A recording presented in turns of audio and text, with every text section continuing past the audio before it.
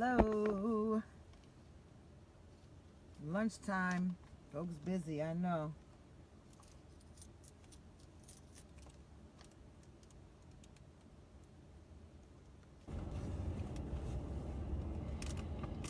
Hi there. Good afternoon. Okay, now I'm seeing pictures up there. Hey, Joycey. And I see Deborah Johnson. Hello, Apostle Barbara Davis. There y'all go. Hello, Susan Patrice. Welcome on. Good afternoon, Joycey. How is everyone doing today? Hello, Renee. Yvette T. Davis. Okay, now. You wearing me. Katrina, Yolanda Dawson. I'm trying to run a couple errands and I'm trying to handle my business with y'all today because I want to get this out of me. So I'll give a couple minutes as I'm going through this drive-through. Feed my granddaughter. They're out of school already. Father, Son, Holy Ghost, help me, Jesus. Buenos tardes. What that mean? I'm late? It is well with my soul. Good afternoon. Hello, Apostle Diane. Mary Swin, nice to see you. Happy Thanksgiving to everyone. Good afternoon, Dawson. I'll see you in about an hour and a half or so. I've already been to my office. I had to run out and feed the grandchild. And I'm running back in. Had a little half-hour break. I want to jump on. And I just want to continue on with what we've been talking about. We've been talking about dreaming as far as vision and purpose goes.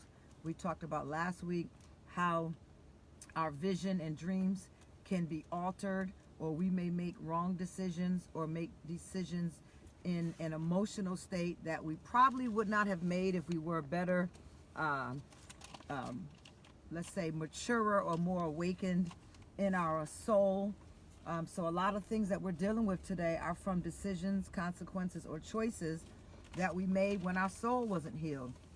I've even been looking at a lot of people who've been blessed to write books and how excited we are to have these new writings in the earth. It's a blessing. But some of us are writing books while our soul is jacked up. And we're going to wish we waited a little bit longer. We continually put the cart before the horse. No one wants to take time to get their soul right, but they want to be popular, they want to be promoted, they want to be powerful, and their soul isn't jacked up. Hello, Bishop Charles Hughes, Natasha Moore. Good afternoon, Namdi. Whoa, our vet, our military man from Alaska's on. I love you too. Happy Thanksgiving, Charles Hughes and his beautiful wife, Pamela Hughes. Hello, Janice. Nice to see you on, Namdi. I want to get my soul right too. And I'm telling you, it's a continuous work in progress. People got to stop thinking one appointment or one package of 6 sessions is going to get your soul right. First, I got to wake you up. I got to jar you up to realize that your soul has been off or tainted, tampered with. Good afternoon, Teresa, Leona, Gwendolyn. Hello. Got to get people to wake up to the fact, because some people will hear everything, check off that this is what is going on in their life, and still be in denial about it. You know, we want to be, like I said, we want to be powerful, we want to be promoted, and we want to be published, and we're not even right. Yes, ma'am. Is that 69 or 59? I think it's right. Make sure my change is. Told you I'm handling business while I'm out here. I'm going to start this lesson though, and I'm only going to be with you for about 20 minutes because my next appointment is at 1. Did I do it right? It's good? Thank you, dear. Have a good one. See, usually I witness to him, but I gave McDonald's a break today. Actually, I witnessed to him by prophesying, you know, because the prophetic word for the unbeliever is amazing to them. It provokes a curiosity in them, and I prophesy their future, and if they were good attendance, good customer service, I tell them, don't let this throw them off. The Bible tells us not to despise small beginnings, that because of your attitude and your character, you're going to go far. I speak into their lives, and I build the lives of the young people up. Hello, John Booker. Eric, happy Thanksgiving. God bless you. Barbara Mitchell, thank you guys for coming on. I'm going to start. I want to talk today. You saw my title. My soul made me do it. All right, Tanya Coles Daily. Take that Coles off already. You haven't met with me on marital stuff yet. I'll be getting on my daughters, my sisters, and my friends about them hyphenated names. But I love you. You know it. Hello there, Torrance. Yep. You gotta tell my whole order 16 times, but they'll still get it wrong when I pull off. What's up, Lonzo? Richard Williams. Hello, hello, hello. Okay, I don't see some of my regulars, but maybe they're out stuffing turkeys or shopping for Turkey Day. Hello, Reverend Monica Satu. So good to see you on. My soul made me do it. What do y'all think about that? Some of our choices, some of our fears, some of the things that are hindering us from doing what we want to do is because our soul isn't right. So it is fair, even though it sounds funny, it is fair to say that my soul made me do it. And it was probably at a time when your soul was unstable. You didn't even know what you liked or what you didn't like. So we've been working for a couple of years to get people awakened to it. That's right, Booker. Tell them all hello, happy Thanksgiving. Our soul needs to be awakened. So I want to talk today about purpose. And I want to talk about purpose and how we all have a predetermined purpose. All of us. And a lot of people are going through loneliness. Oh my God, y'all. This is McDonald's. Right here? Jesus. She ain't getting a witness, right? McDonald's. How hard is it? The food been on a tractor trailer for 16 days before it got here. All they got to do is put it in the microwave. They ain't frying nothing fresh. They ain't grilling nothing fresh. They ain't getting it medium well or well done. Just pop the crap in the microwave, because that's what I think of McDonald's.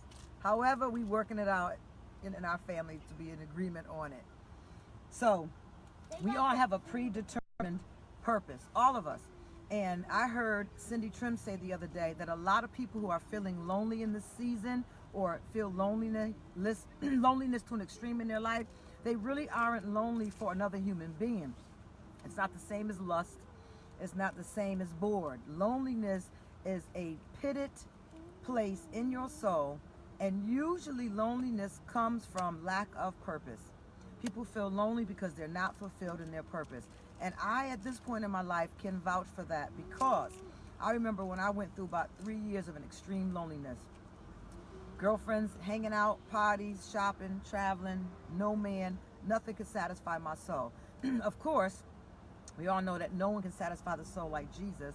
However, there are other people who have been able to go outside of Jesus and get rid of a certain level of loneliness because, thank you very much, because their loneliness really was from a lack of purpose.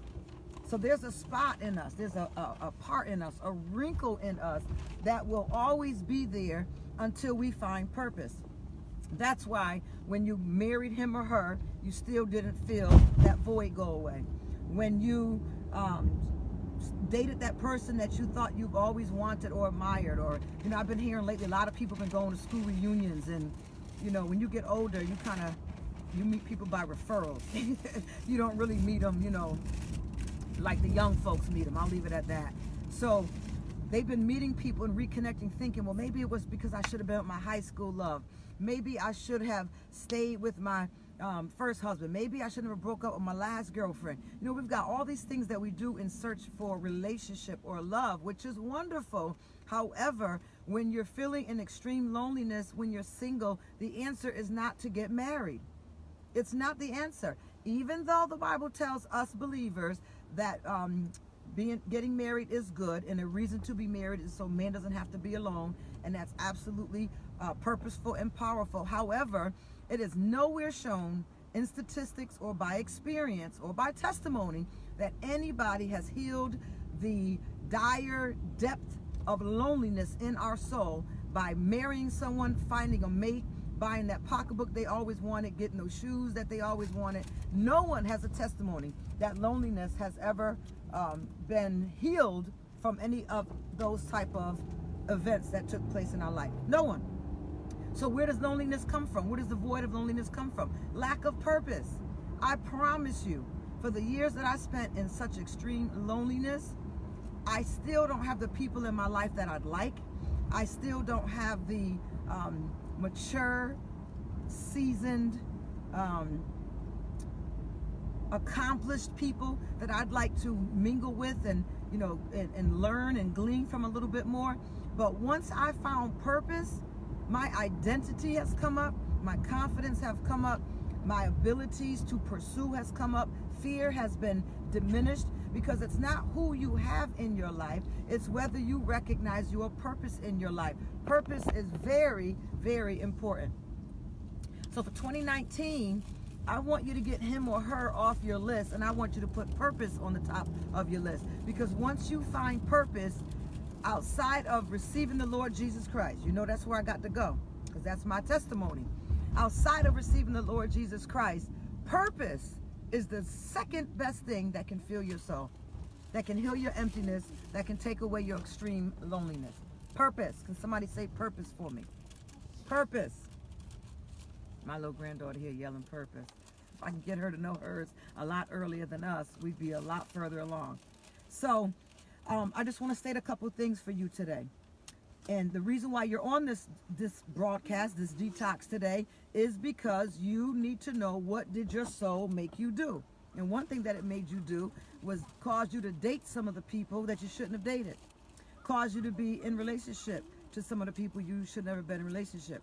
Cause you to be sexually intimate with people that you would have never been sexually intimate with had you known your purpose. Purpose brings identity. People want to find themselves first.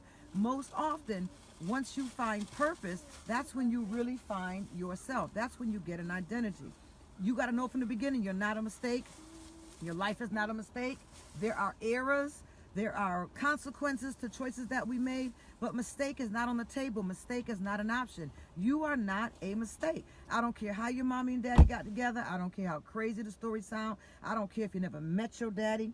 I don't care if your mother has no interest in you. You are not a mistake. Let's deal with that from the rip. Come on. I am not a mistake. Not only are you not a mistake, you were designed for a purpose and designed on purpose. And whatever gifts and talents that you are holding back from the earth, there is a void. There is a lacking in this earth from you.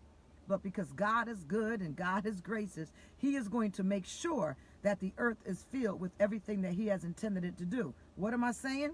Get it done, or somebody else going to do it. It was designed for you. You are not a mistake. Listen to this now. You need to know that you were on God's mind. You were on God's mind. I've heard testimonies from people who wanted to get an abortion and actually tried to pursue an abortion, and the abortion wasn't complete. It didn't happen. And the doctor told him, sorry, you got to come back tomorrow. You know, we've got to finish this up tomorrow. We couldn't. And I'm blown away by that story. And that convinces me even more that you were on God's mind. You are not a mistake. Not only were you born for purpose, purpose is already designed in you. If you want to get away that loneliness, do not take on another relationship. Take on purpose and watch your life get ready to change. You were so on God's mind that your dysfunctional family couldn't stop you. Come on. Your mommy and daddy broke up when she was 3 months or 6 months pregnant. That couldn't even stop you. Your parents were taking in all kind of toxic stuff in their body. That still couldn't stop you. Someone tried to abort you. That couldn't stop you. Abuse, rape, molestation still couldn't stop you. Emotional trauma still couldn't stop you. Car accidents, rejection, marital problems, strong emotional rejection still could not stop you. Why? Because not only were you born on purpose, not only were you birthed on purpose, but you were formed with purpose in mind. I heard the preacher on Sunday night, and it just touched my soul. Tears came out, and I didn't even know I was crying. I didn't even feel an emotional attachment to the tears, but I know it was a freedom in it. Bishop Jerron Williams, if you have time, go on our YouTube page. Sunday night, he spoke here, and he said, it's not that you're special. And I know we all want to believe we're special, but it's not that we're special. It's we're necessary. Do you know how that quickened my spirit? Because when you hear you're special, it puts a little bit of a burden on you. It puts a weight on you to make sure that you remain special or that you do special things. It comes with work. It comes with a mindset. But when you find out it's not that you're special, it's that you're necessary, that means the way I am right now, I'm necessary. The way I am when I put myself in the potter's hands, I am necessary. What I have to go through to grow through to this place that he's called me to be, I'm necessary. It's not that I'm special. I don't have to work at it. I don't have to keep achieving it. I don't have to have this false life. I'm not just special. I'm necessary. It quickened my spirit and the tears just came out of my eyes. That just took such a burden and such a relief off of me. So I know I'm talking to the right people today, but let me just drop a couple of principles in your life and I'm going to be out of here. You may know why you are here, but do you know what your purpose is? Do you know what your purpose is? Rick Warren wrote a book, What on Earth Am I Doing Here? And he's trying to birth us into purpose, but he stays more at the generalities of it. And that's good because it gave a lot of people hope. Can't not what God was able to, what godly people were able to use to keep that faith in them. But a lot of us may know why we are here, but do you know what your purpose is in this earth? That's right, because you're necessary. 2 principles I want to make sure I leave with you before I have to end this detox broadcast today. Number 1, the God you serve is a God of purpose. From the beginning of the book to the end of the book, everything he does and did and will accomplish through us is on purpose. Is on purpose. Everything. Why was the garden, the tree in the garden? It was purpose to it. Why man and why woman? It was purpose to it. Why the snake? It was purpose to it. In Revelation, why do we win? It's purpose to it. From the beginning to the end, everything that God has done is necessary. Why? Because attached to necessary is purpose. So number 1, God is a God of purpose. Number 2, everything in life has purpose, even me. I want you to say that.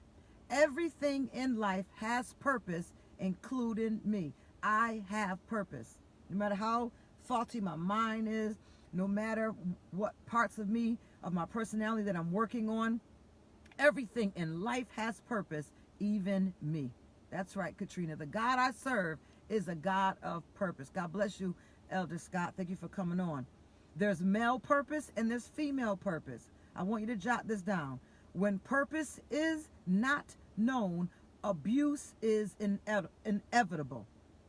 When purpose is not known, abuse is inevitable. You are more likely to get addicted to drugs when you don't know your purpose.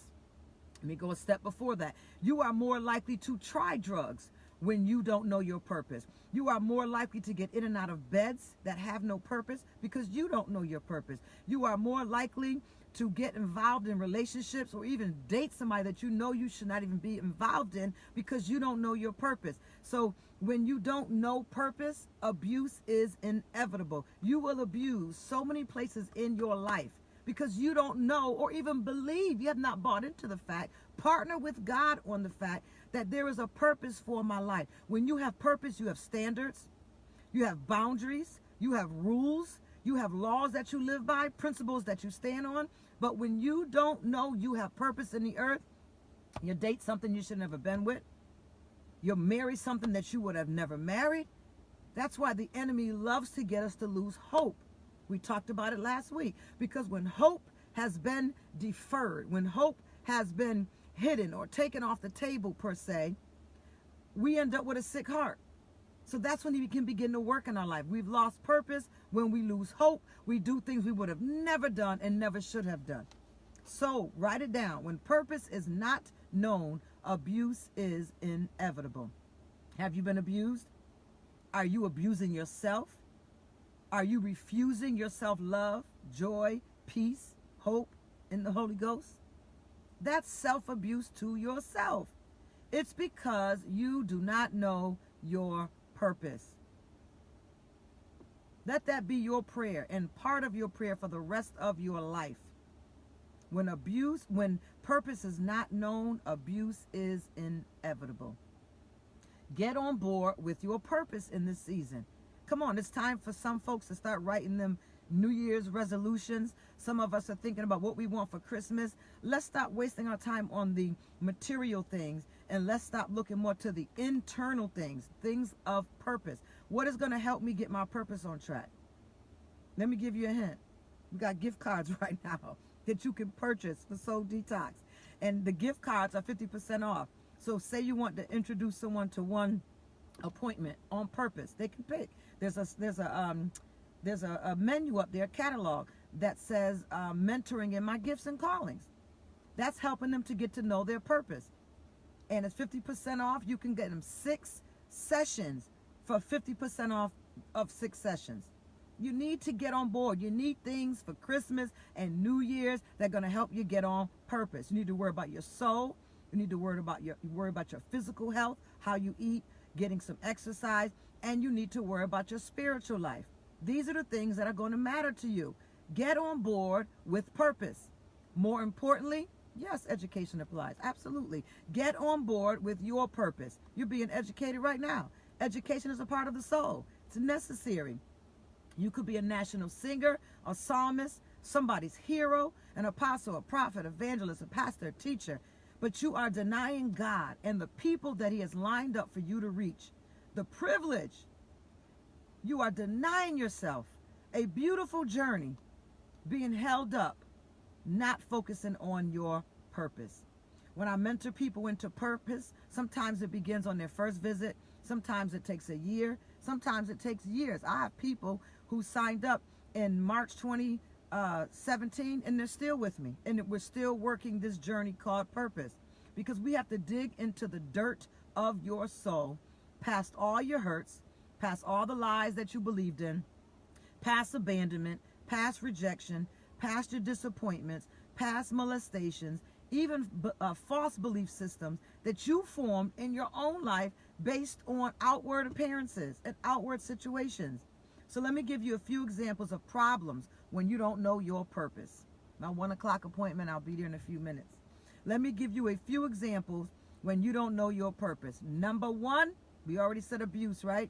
What happens from that? You experiment. You experiment. You experiment. When you don't know your purpose, you experiment. I experimented a lot. My motto was, I'll try anything once. Thanks be to God who causes us to triumph, that I'm not dead with that experimental mindset. When you don't know your purpose, you experiment. What are you experimenting with? Are you experimenting sexually? Are you experimenting with drugs? Are you experimenting letting your soul go in and out of all kind of things that are no good for you? Are you experimenting with piercings and tattoos and relationships and drugs and wandering around to and fro, experiencing with religion and universal principles and higher beings and mind elevation? What is it that you're experimenting with? The reason you experiment because you don't know your purpose. There's no other God above God, Yahweh, Jesus, Elohim. But we experiment, and people begin to experiment into other areas because they don't know they have a purpose. Number 2, you lack fulfillment. These are the problems and examples that people go into and go through when we lack purpose. Number 2, you lack fulfillment. You do. Cancel your false belief system and get back on track. Stop thinking, if I married so-and-so, if I remarried so-and-so, if I go back to my high school love, you know, if I got with Ron and Bobby, Mickey and Mike, how different my life would be. Did you see their life story? It's been on TV. Imagine if you got caught up in that. You want fulfillment, right? But purpose is the key to fulfillment. Thank you, Dozer. Thank you, Joycey. Thank you, Cherie Barnes. Number 2, fulfillment. Number 1 was you end up experimenting. God did not make a mistake when he created you. He knew what gender you would be before he gave you a body. God isn't confused. You aren't confused, and you need to stop acting confused. When God wanted plants, he spoke to the earth. Earth is where plants came from. When God wanted animals, he spoke to the dirt. Dirt is where animals come from. He's not confused. When God wanted fish, he spoke to the water. That's where fish came from. When God wanted stars, he spoke to the firmament, and then gastric atmosphere happened. When a plant dies, when animals die, they return to the dirt. When humans die, we return to the dirt. When fish die, they return to the water. When stars die, they fall and dissipate right back into gastric atmosphere. God did everything with purpose. You have been designed with purpose. You don't need another lover. You don't need another a prophetic word right now. You need to work the prophecy that he's given you now and find your purpose. In Genesis 1:26, when God wanted man, he spoke to himself. I quote this from Dr. Miles Monroe. In Genesis 1:26, when God wanted man, he spoke to himself. He said, me, myself, and I, we are going to make this one. Do you get it? When God wanted man, he got him from himself. No other biblical record states that anything God created came from him, not even angels.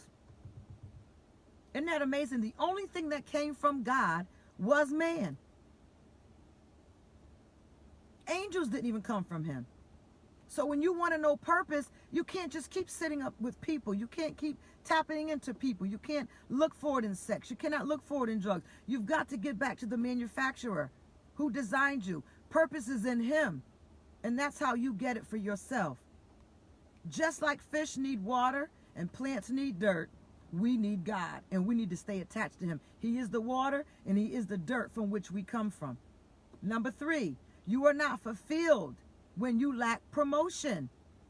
You are not fulfilled and you lack promotion when you don't know purpose. We're talking about purpose today and the things that our soul will make us do when we don't know our purpose.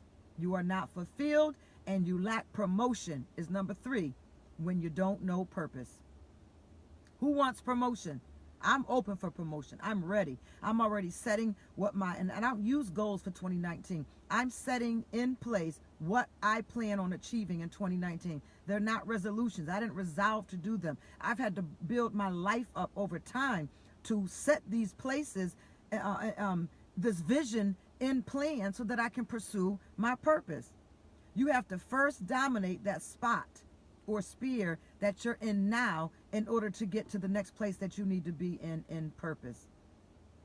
You want promotion. God doesn't just promote us. He qualifies us for that promotion. I've got to go. My 1 o'clock is going to be losing time. I'm going to come back on here again. I want to end this with you today, though, to tell you to finish your assignments. Purpose-driven people do not drop assignments. Come on, we're all guilty of it. Stop dropping assignments. We have to be purpose-driven. And I'm not talking about Rick Warren's purpose-driven. I'm talking about God's purpose-driven. Rick Warren wrote a very good book that blessed a lot of people. It was on generalities. I need you to be specific on your purpose. God was specific in his creation. He was specific when he created you, and he's specific about your purpose. God isn't about to let another thing pass through your hands. Finish your assignments. People are waiting for you. Books are waiting for you. Things are waiting for you. Your children are waiting for you to get on board with your purpose. However, we cannot do all these things of promotion if we're not handling our first estate first. Get your soul right. This is the season for you to finish your assignments. Finishing your assignments will get you promoted. But you have to stop just going through things and finish things. You have to stop going through things and start getting experience. And experience isn't going through another thing. Experience is learning from what you go through. There was an old saying that people always said to us, you learn by experience. Yeah, but you can also have setbacks by experience, failures by experience. You get stuck by experience. Experience is not enough. You have to go from just going through one experience to another, from taking experience to a learning lesson, and learn by what you go through, not by the experience. On our resume, you list experiences, right? You don't list your failures. You list your experiences. Experience are what you learn by. Not every experience in life you learn by them. Start writing down your life lessons. What have I learned by? Don't get all caught up in the worldly admonition of experiences. Some experiences I don't ever want to experience again. Some of them I still haven't learned from. And God forbid if I should ever go back to experience it again. I might not make it. It's what we learn. It's not the experience itself. Come on. So that's where I got to stop right now. I got to get on. My 1 o'clock is looking for me. So we're going to get back on purpose. We're going to finish our assignments. We're going to be on purpose about the things on purpose with the things we say no to. We're going to be on purpose with the things we say yes to. On purpose. You have to start saying no to things on purpose. You have to start saying yes to things on purpose. You need to be a person of purpose. If you don't know your purpose, abuse is inevitable. It will lead you to experimenting. It will lead you to a lack of fulfillment. And it will lead you to a lack of promotion. You will lack promotion when you don't know your purpose. Well, that's all I can give you today. I've got to get back to my other work. I love you all. Share this with someone. Encourage them.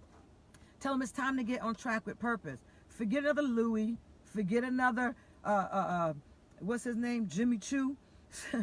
You don't need another label. You don't need another brand name. You need purpose.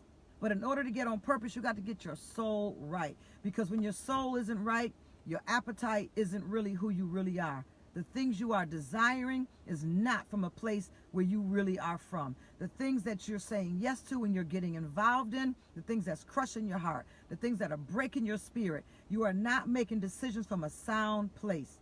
It's time to get back on purpose, get back to attending to your soul, get your mind right, and start making plans for your life that you're actually able to fulfill, because not only are you purpose driven, but the things that hinder you from purpose can no longer hinder you, because procrastination is coming from a place in your soul. Fear is coming from a place in your soul.